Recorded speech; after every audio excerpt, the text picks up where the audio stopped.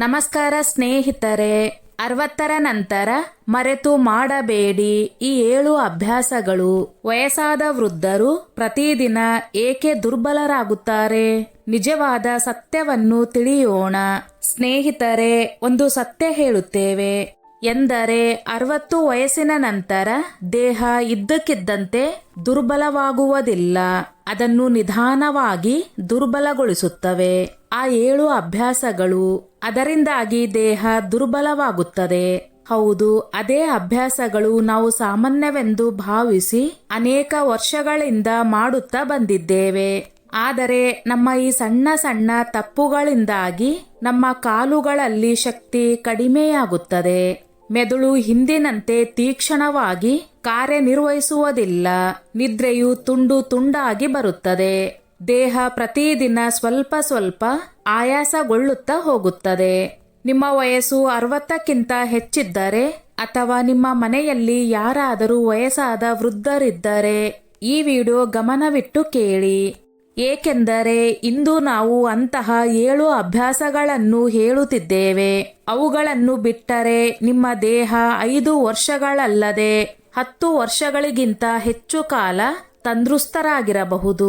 ಸ್ನೇಹಿತರೆ, ವಯಸ್ಸು ಒಂದು ಸಂಖ್ಯೆ ಮಾತ್ರ. ಆದರೆ ನಿಮ್ಮ ಅಭ್ಯಾಸಗಳು ನಿರ್ಧರಿಸುತ್ತವೆ ನಿಮ್ಮ ದೇಹ ದುರ್ಬಲವಾಗಿರುತ್ತದೆಯೋ ಅಥವಾ ಬಲವಾಗಿರುತ್ತದೆಯೋ ಎಂದು. ಆದ್ದರಿಂದ ಸ್ನೇಹಿತರೆ, ಅದರಲ್ಲಿ ಮೊದಲನೇ ಅಭ್ಯಾಸವೆಂದರೆ ರಾತ್ರಿ ತಡವಾಗಿ ಎಚ್ಚರವಾಗಿರುವುದು. 60ರ ನಂತರ ದೇಹದ ರಿಕವರಿ ಸಿಸ್ಟಮ್ ನಿಧಾನವಾಗುತ್ತದೆ. ನಿದ್ರೆಯೇ ಆ ಸಮಯ ಯಾವಾಗ ನಿಮ್ಮ ಕೋಶಗಳು ತಮ್ಮನ್ನು ತಾವು ಸರಿಪಡಿಸಿಕೊಳ್ಳುತ್ತವೆ.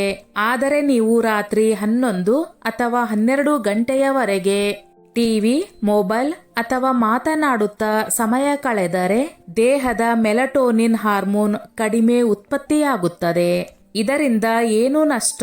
ನಿಮಗೆ ನಿರಂತರ ಆಯಾಸವಾಗುತ್ತದೆ, ಮೆದುಳು ಮಂದವಾಗಿರುತ್ತದೆ, ರಕ್ತದೊತ್ತಡವು ಅಸಮತೋಲನವಾಗಿರುತ್ತದೆ, ಜೊತೆಗೆ ಸ್ನಾಯುಗಳ ದುರಸ್ತಿಯು ಕಡಿಮೆಯಾಗುತ್ತದೆ. ಆದ್ದರಿಂದ ಸ್ನೇಹಿತರೆ, ನಾವು ಏನು ಮಾಡಬೇಕು? ರಾತ್ರಿ 9:30ರಿಂದ 10:30ರ ಒಳಗೆ ಬೇಗ ಮಲಗಿಬಿಡಿ. ಮಲಗುವ ಮುನ್ನ 30 ನಿಮಿಷ ಮೊದಲು ಸ್ಕ್ರೀನ್ ಸಂಪೂರ್ಣವಾಗಿ ಮುಚ್ಚಿಬಿಡಿ. ಸ್ವಲ್ಪ ಸಂಗೀತ ಅಥವಾ ಬೆಚ್ಚಗಿನ ಹಾಲು ಕುಡಿಯಿರಿ.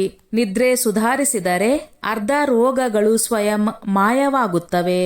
ಈಗ ಮಾತನಾಡೋಣ ಸಂಖ್ಯೆ 2ರ ಬಗ್ಗೆ. ಬೆಳಗ್ಗೆ ಎದ್ದ ತಕ್ಷಣ ನೀರು ಕುಡಿಯದಿರುವುದು. 60ರ ನಂತರ ನಿರ್ಜಲೀಕರಣ ಬೇಗನೆ ಆಗುತ್ತದೆ. ಬೆಳಗ್ಗೆ ಖಾಲಿ ಹೊಟ್ಟೆ ನೀರು ಕುಡಿಯದಿರುವುದು ಎಂದರೆ ದೇಹದಲ್ಲಿ ಸಂಗ್ರಹವಾದ ಕೊಳೆಯುತ್ತಿರುವ ವಸ್ತುಗಳು ಮತ್ತೆ ರಕ್ತದಲ್ಲಿ ಬೆರೆಯುವುದು. ಆದ್ದರಿಂದ ಸ್ನೇಹಿತರೆ, ಹಾಗೆ ಮಾಡದಿದ್ದರೆ ಏನು ನಷ್ಟಗಳು? ಮಲಬದ್ಧತೆ, ಅನಿಲ ಮತ್ತು ಭಾರತನ ಮೂತ್ರಪಿಂಡಗಳ ಮೇಲೆ ಹೆಚ್ಚುವರಿ ಹೊರೆ ಬೀಳುತ್ತದೆ. ರಕ್ತ ದಪ್ಪವಾಗುತ್ತದೆ. ಆದ್ದರಿಂದ ಸ್ನೇಹಿತರೆ, ನಾವು ಏನು ಮಾಡಬೇಕು? ಬೆಳಗ್ಗೆ ಎದ್ದು 1 ಗ್ಲಾಸ್ ಬೆಚ್ಚಗಿನ ನೀರು ಕುಡಿಯಿರಿ. ಬೇಕಾದರೆ ನಿಂಬೆ ಮತ್ತು ಜೇನು ಜೊತೆಗೆ ತೆಗೆದುಕೊಳ್ಳಬಹುದು ಮತ್ತು ಆ ನೀರನ್ನು ತಾಮ್ರದ ಪಾತ್ರೆಯಲ್ಲಿ ಇರಿಸಿ ಕುಡಿಯಿರಿ. ಬೆಳಗಿನ ನೀರು ವಯಸ್ಸಾದ ವೃದ್ಧರಿಗೆ ಅಮೃತದಂತಿದೆ. ಈಗ ಮಾತನಾಡೋಣ ಅಭ್ಯಾಸ ಸಂಖ್ಯೆ 3ರ ಬಗ್ಗೆ. ಚೆನ್ನಾಗಿ ಅಗಿಯದೆ ತ್ವರಿತವಾಗಿ ಆಹಾರ ತಿನ್ನುವುದು. ವಯಸ್ಸು ಹೆಚ್ಚಾದಂತೆ ಅಗಿಯುವ ಶಕ್ತಿಯು ಕಡಿಮೆಯಾಗುತ್ತದೆ. ಆದರೆ ಅಗಿಯದೆ ಆಹಾರವನ್ನು ನೇರವಾಗಿ ಹೊಟ್ಟೆಗೆ ಹಾಕುವುದು ಹೊಟ್ಟೆಯ ಮೇಲೆ ದಾಳಿಯಂತೆ. ಸ್ನೇಹಿತರೆ, ಹಾಗೆ ಮಾಡುವುದರಿಂದ ನಿಮಗೆ ಏನು ನಷ್ಟ? ಅನಿಲ ಮತ್ತು ಆಮ್ಲೀಯತೆ ಉಂಟಾಗುತ್ತದೆ. ಪೌಷ್ಟಿಕಾಂಶಗಳು ಸರಿಯಾಗಿ ಜೀರ್ಣವಾಗುವುದಿಲ್ಲ. ಜೊತೆಗೆ ಸ್ನಾಯುಗಳು ದುರ್ಬಲವಾಗಿಯೇ ಉಳಿಯುತ್ತವೆ ಮತ್ತು ತೂಕವು ಅಸ್ಥಿರವಾಗಿರುತ್ತದೆ. ಆದ್ದರಿಂದ ಸ್ನೇಹಿತರೆ, ನಾವು ಏನು ಮಾಡಬೇಕು? ಪ್ರತಿ ತುತ್ತನ್ನು 25ರಿಂದ 30 ಬಾರಿ ಅಗಿದು ಅಗಿದು ತಿನ್ನಬೇಕು. ನೀವು ಆಹಾರವನ್ನು ತಿನ್ನುವಾಗ ಮಾತನಾಡುವುದು, ಟಿವಿ, ಮೊಬೈಲ್ ಮುಚ್ಚಿಬಿಡಿ. ನಿಧಾನವಾಗಿ ತಿನ್ನಿ, ತ್ವರಿತವಾಗಿ ತಿನ್ನಬೇಡಿ. ನೀವು ಆಹಾರವನ್ನು ಹೇಗೆ ತಿನ್ನುತ್ತೀರೋ ಹಾಗೆಯೇ ನಿಮ್ಮ ಆರೋಗ್ಯವು ರೂಪುಗೊಳ್ಳುತ್ತದೆ. ಆದ್ದರಿಂದ ಸ್ನೇಹಿತರೆ, ನೀವು ಊಟ ಮಾಡುವಾಗ ಪ್ರತಿ ತುತ್ತನ್ನು ನಿಧಾನವಾಗಿ ಅಗಿದು ಅಗಿದು ತಿನ್ನಬೇಕು. ಬನ್ನಿ ಸ್ನೇಹಿತರೆ, ಈಗ 7ನೇ ಅಭ್ಯಾಸಗಳ ಬಗ್ಗೆ ಮಾತನಾಡೋಣ. ಅವು 60ರ ನಂತರ ನಮ್ಮ ದೇಹವನ್ನು ನಿಧಾನವಾಗಿ ಒಳಗಿನಿಂದ ದುರ್ಬಲಗೊಳಿಸುತ್ತವೆ. ಮತ್ತು ಅತ್ಯಂತ ಅಪಾಯಕಾರಿ ವಿಷಯವೆಂದರೆ ಜನರು ಇದನ್ನು ಸಾಮಾನ್ಯವೆಂದು ಭಾವಿಸಿ ವರ್ಷಗಳವರೆಗೆ ಮಾಡುತ್ತಲೇ ಇರುತ್ತಾರೆ. ಈಗ ಮಾತನಾಡೋಣ ಅಭ್ಯಾಸ ಸಂಖ್ಯೆ 4ರ ಬಗ್ಗೆ, ಅಂದರೆ ಬೆಳಗಿನ ನಡಿಗೆಯನ್ನು ಬಿಟ್ಟು ಬಿಡುವುದು. ಸ್ನೇಹಿತರೆ, ಸತ್ಯ ಹೇಳುತ್ತೇವೆ ಎಂದರೆ 60 ವಯಸ್ಸಿನ ನಂತರ ನಡೆಯುವುದು ಯಾವುದೇ ವ್ಯಾಯಾಮಕ್ಕಿಂತ ಕಡಿಮೆ ಅಲ್ಲ. ಇದು ದೇಹದ ಆಕ್ಸಿಜನ್ನ ಜೀವನ ರೇಖೆ. ಯಾರಾದರೂ ವಯಸ್ಸಾದ ವೃದ್ಧರು ಈಗ ಏನು ನಡೆಯುವುದು, ಕಾಲುಗಳು ನೋವುತ್ತವೆ ಎಂದು ಹೇಳಿದರೆ ವಾಸ್ತವವಾಗಿ ಈ ಉತ್ತರವು ತೋರಿಸುತ್ತದೆ ದೇಹಕ್ಕೆ ನಡೆಯುವುದು ಅಗತ್ಯವಿದೆ ಎಂದು. ಬೆಳೆಯುತ್ತಿರುವ ವಯಸ್ಸಿನಿಂದಾಗಿ ನಿಮ್ಮ ಮೂಳೆಗಳ ಸಾಂದ್ರತೆ ಕಡಿಮೆಯಾಗುತ್ತದೆ, ಸ್ನಾಯುಗಳು ದುರ್ಬಲವಾಗುತ್ತವೆ, ಆದ್ದರಿಂದ ರಕ್ತದ ಹರಿವು ನಿಧಾನವಾಗುತ್ತದೆ. ಆದ್ದರಿಂದ ನೀವು ಬೆಳಗಿನ ನಡಿಗೆ ಮಾಡಲೇಬೇಕು. ಈ ಸಮಯದಲ್ಲಿ ನಡೆಯುವುದನ್ನು ಬಿಟ್ಟರೆ ನಿಮ್ಮ ಕಾಲುಗಳ ನರಗಳು ಗಟ್ಟಿಯಾಗಲು ಪ್ರಾರಂಭವಾಗುತ್ತವೆ. ನಿಮ್ಮ ಹೃದಯದ ಮೇಲೂ ಬಹಳ ಹೆಚ್ಚು ಒತ್ತಡ ಬೀಳುತ್ತದೆ, ಜೊತೆಗೆ ನಿದ್ರೆ ಹಾಳಾಗುತ್ತದೆ ಮತ್ತು ಮೆದುಳು ಮಂದವಾಗುತ್ತದೆ. ಆದ್ದರಿಂದ ಬೆಳಗಿನ ನಡಿಗೆ ನೀವು ಮಾಡಲೇಬೇಕು. ಆದ್ದರಿಂದ ಸ್ನೇಹಿತರೆ, ಇದಕ್ಕಾಗಿ ನೀವು ಏನು ಮಾಡಬಹುದು? ಸೂರ್ಯೋದಯದ ನಂತರ 30ರಿಂದ 40 ನಿಮಿಷ ಹಗುರವಾದ ನಡಿಗೆಯಲ್ಲಿ ತಿರುಗಾಡಿ. ಸಾಧ್ಯವಾದರೆ ಹುಲ್ಲಿನ ಮೇಲೆ ಬೆತ್ತಲೆ ಕಾಲಿನಲ್ಲಿ ನಡೆಯಿರಿ. ಇದರಿಂದ ಕಣ್ಣುಗಳು, ಕಾಲುಗಳು ಮತ್ತು ಮೆದುಳಿಗೂ ನೇರವಾಗಿ ನಿವಾರಣೆ ಸಿಗುತ್ತದೆ. ಸ್ವಲ್ಪ ಸಮಯ ಹೊರತೆಗೆದು ನಡೆಯುವುದು ವೃದ್ಧಾಪ್ಯದ ವೇಗವನ್ನು ನಿಧಾನಗೊಳಿಸುತ್ತದೆ. ಇದು ವೃದ್ಧಾಪ್ಯವನ್ನು ನಿಯಂತ್ರಣದಲ್ಲಿಡುತ್ತದೆ. ಈಗ ಸ್ನೇಹಿತರೆ, ಮಾತನಾಡೋಣ ಅಭ್ಯಾಸ ಸಂಖ್ಯೆ 5ರ ಬಗ್ಗೆ, ಅಂದರೆ ಹುರಿದ, ಬೆಂದ ಮತ್ತು ಹೆಚ್ಚು ಸಿಹಿ ಆಹಾರವನ್ನು ತಿನ್ನುವುದು. ಸ್ನೇಹಿತರೆ, ವಯಸ್ಸು ಹೆಚ್ಚಾದಂತೆ ದೇಹವು ಮೊದಲು ಆಹಾರವನ್ನು ಜೀರ್ಣಿಸಿಕೊಳ್ಳುವ ಸಾಮರ್ಥ್ಯವನ್ನು ಕಳೆದುಕೊಳ್ಳುತ್ತದೆ. ಹೊಟ್ಟೆಯ ರಸಗಳು, ಅಂದರೆ ಜೀರ್ಣಕ ರಸಗಳು ಕಡಿಮೆ ಉತ್ಪತ್ತಿಯಾಗುತ್ತವೆ. ಇದರಿಂದ ಯಕೃತ್ತು ನಿಧಾನವಾಗಿ ಕಾರ್ಯನಿರ್ವಹಿಸುತ್ತದೆ. ನೀವು ಪ್ರತಿದಿನ ಪರೋಟ, ಸಮೋಸ, ಸ್ವೀಟ್ಸ್ಗಳು, ಬಿಸ್ಕೆಟ್ ಅಥವಾ ಚಹಾ ಇವುಗಳನ್ನು ತಿನ್ನುತ್ತಿದ್ದರೆ ಇವು ನಿಮ್ಮ ದೇಹಕ್ಕೆ ನಿಧಾನವಾಗಿ ವಿಷವಾಗುತ್ತದೆ. ಇದರಿಂದ ನಷ್ಟಗಳು, ಕೊಲೆಸ್ಟ್ರಾಲ್ ಹೆಚ್ಚಾಗುತ್ತದೆ, ಹೃದಯದಲ್ಲಿ ಬ್ಲಾಕೇಜ್ನ ಅಪಾಯ ಹೆಚ್ಚಾಗುತ್ತದೆ, ಸಕ್ಕರೆಯ ಮಟ್ಟವು ಏರುಪೇರಾಗುತ್ತದೆ, ಮೂಳೆಗಳು ದುರ್ಬಲವಾಗುತ್ತವೆ ಮತ್ತು ಹೊಟ್ಟೆಯು ಯಾವಾಗಲೂ ಭಾರವಾಗಿರುತ್ತದೆ. ಆದ್ದರಿಂದ ಸ್ನೇಹಿತರೆ, ಏನು ಮಾಡಬೇಕು? ಹಗೂರವಾದ ಉಗುರು ಬೆಚ್ಚಗಿನ ಮನೆಯ ತಾಜಾ ಆಹಾರವನ್ನು ತಿನ್ನಿ. ದಾಲ್, ಸೂಪ್, ದಲಿಯಾ, ರೊಟ್ಟಿ, ಋತುಮಾನದ ಹಸಿರು ತರಕಾರಿಗಳು ಇವು ನಿಮ್ಮ ಆರೋಗ್ಯದ ನಿಜವಾದ ಔಷಧ. ಮತ್ತು ಸಿಹಿಯನ್ನು ಕಡಿಮೆ ಮಾಡಿ ವಾರಕ್ಕೆ ಕೇವಲ 1 ಅಥವಾ 2 ಬಾರಿ ಮಾತ್ರ ತಿನ್ನಿ. ಈಗ ಸ್ನೇಹಿತರೆ, ಮಾತನಾಡುತ್ತೇವೆ ಅಭ್ಯಾಸ ಸಂಖ್ಯೆ 6ರ ಬಗ್ಗೆ, ಅಂದರೆ ದಿನವಿಡೀ ಕುಳಿತುಕೊಂಡಿರುವುದು. ಸ್ನೇಹಿತರೆ, ಇದು ವಯಸ್ಸಾದ ವೃದ್ಧರಲ್ಲಿ ಅತ್ಯಂತ ವೇಗವಾಗಿ ವೃದ್ಧಾಪ್ಯಗೊಳಿಸುವ ಕೆಲಸ ಮಾಡುವ ಅಭ್ಯಾಸ. ಸ್ನಾಯುಗಳು 24 ಗಂಟೆಗಳಲ್ಲಿ ಸುಮಾರು 3% ವರೆಗೆ ದುರ್ಬಲವಾಗುತ್ತವೆ ಮತ್ತು ರಕ್ತದಲ್ಲಿ ಗುಡ್ಡೆ ಕಟ್ಟುವಿಕೆ ಉಂಟಾಗುತ್ತಲೇ ಇರುತ್ತದೆ. ಅಂದರೆ ರಕ್ತ ಕಾಲುಗಳಲ್ಲಿ ಸಂಗ್ರಹವಾಗುತ್ತದೆ, ಮಂಡಿಗಳಲ್ಲಿ ಗುಡ್ಡೆ ಹೆಚ್ಚಾಗುತ್ತದೆ, ಮೆದುಳಿಗೆ ಸಿಗುವ ಆಕ್ಸಿಜನ್ ಮಟ್ಟವು ಕಡಿಮೆಯಾಗುತ್ತದೆ. ಇದೇ ಕಾರಣದಿಂದಾಗಿ ಅನೇಕ ವಯಸ್ಸಾದ ವೃದ್ಧರು ಈಗ ನಡೆಯುವ ಶಕ್ತಿಯೇ ಉಳಿದಿಲ್ಲ ಎಂದು ಹೇಳುತ್ತಾರೆ. ಆದರೆ ಇದು ನಿಜವೇ?